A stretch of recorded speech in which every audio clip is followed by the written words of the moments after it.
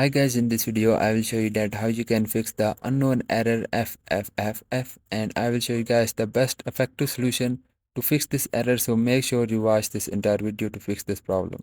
So first open up your any browser, and here in the Google search box just type the DLL files and search for it. Now open up the first website which is the download missing DLL files.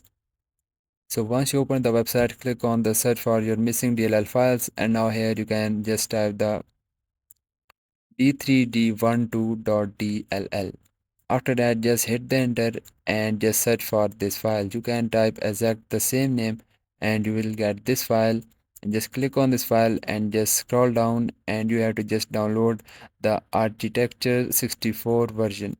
So you will see its architecture. Just click on the download, and then this will start downloading into your PC. You need to just wait for it, and this file is downloaded. After this file is downloaded, just drag and drop this file into your desktop. Now you can just go back and you can just simply right click on your WinRAR file and then click on the extract here. Now it will extract the two files. Just delete this WinRAR and also delete the second file, and just drag and drop this d3d12.dll file into your Red Dead Redemption2 main folder. After that, just restart your PC and your problem is fixed. And guys, there is 90% chances your problem is fixed.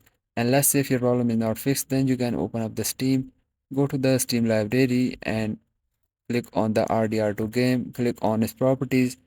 Now here just simply click on the install files and then click on the verify integrity of game files. By clicking on this built-in function will start repairing your corrupted files or any missing files, and this function can fix your problem automatically. After that, just restart your game and your problem is fixed. And guys, these are the solution to fix this problem, and I hope guys this work for you.